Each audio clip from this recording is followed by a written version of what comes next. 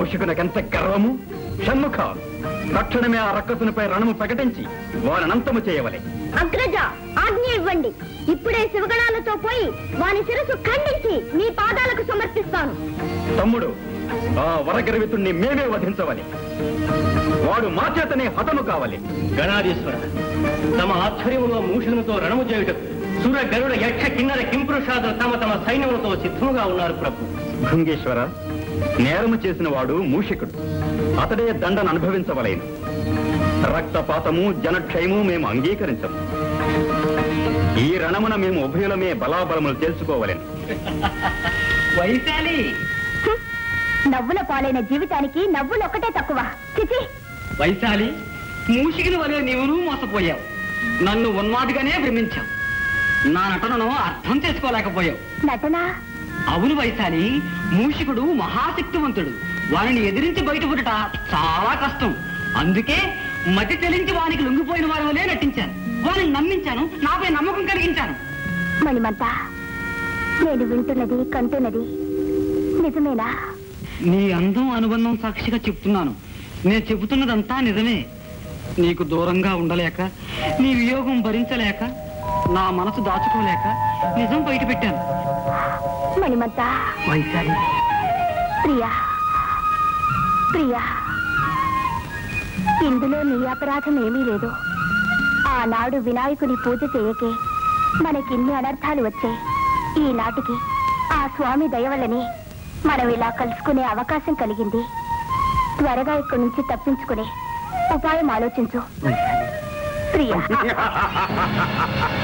స్వామిని, ఈ మూషికాసుని బాధ నుండి తప్పించుకోవడమా, మమ్మల్ని మోసగించడమా ఎవరికి సాధ్యము కాదు. ఎంత వంచన, ఎంత మోసం! వైశాలి, ఇప్పుడేమంటావు? నీ అంతటా నీవే మా కవిగుల్లో చిక్కుకొంటివి. ఏటులా ఏటులా.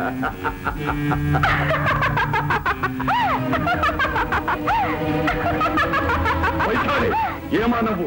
నీ మతి భ్రమించినదా? కాదురా, ఇప్పుడు నీ మతి చెలించబోతున్నది.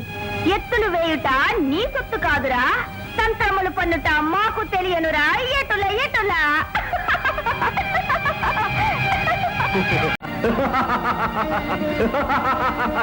ఎంత వంచన! మరి వైశాలి తన ప్రేమితో కలిసి ఈ పాటికి గంధర్వలోకం చేరి ఉంటుంది. మా నగరంలో ప్రవేశించి మమ్మల్ని మోసం చేస్తావా? ఇప్పుడు నిన్ను బంధిస్తా. నీ తరం కాదు.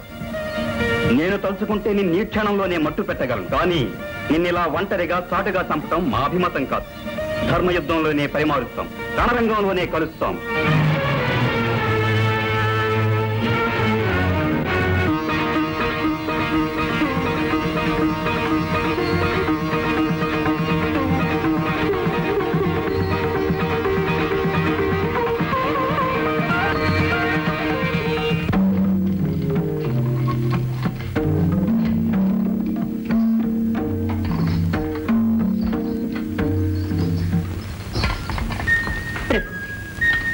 ఇప్పుడైనా తరుణం మించిపోలేదు.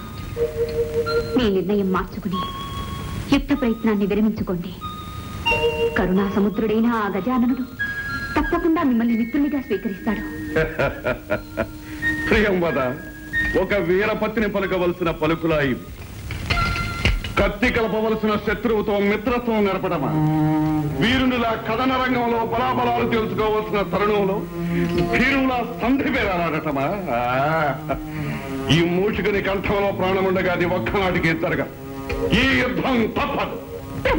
ప్రియంవద, లోకంలోని శక్తులన్నీ ఏకమై మాతో యుద్ధానికి సిద్ధమైనాయి. మా వంటి వీరునికి ఇంతటి మహదావకాశం మరెప్పుడు లభిస్తుంది.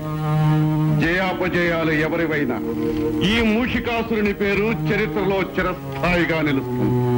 స్వామి, అన్ని లోకాలను పాలించే ఆది దంపతుల కుమారునితో అకారణ వైరం తెచ్చుకున్నారనే అపఖ్యాతి వస్తుంది.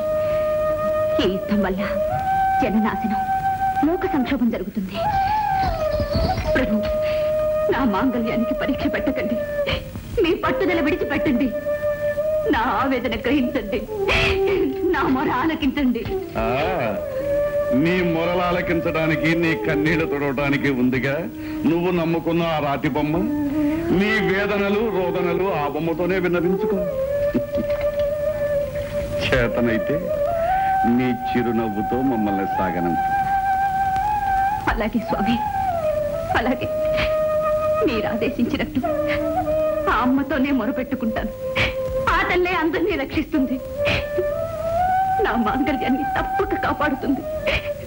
ఆ నమ్మకం నాకు పరిపూర్ణంగా ఉంది. స్వామి, ఒక్క క్షణం ఆగండి.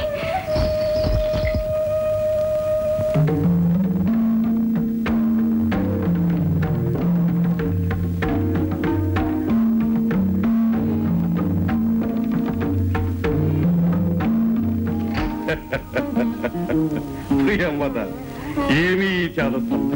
అరివీరుల రక్తంతో తిలకం దిద్దుకోవలసిన మాకు ఈ తిలకమెందులకు? ఆరని అఖండ విజయ జ్యోతిని దర్శించవలసిన మాకు ఈ ఆరిపోయే హారతులెందుకు? శతకోటి మత్తే ఫల శక్తిని, ఉత్తేజాన్ని ఇచ్చే నీ చిరునవ్వు సార్. ఎట్లా లేదు, నా సంతృప్తి కోసం కాదనకండి ప్రభు. సరి కానీ అపరాజిత ఆదిశక్తి అయిన రాజరాజేశ్వరి సర్వదా మీకు రక్షగా ఉంటుంది.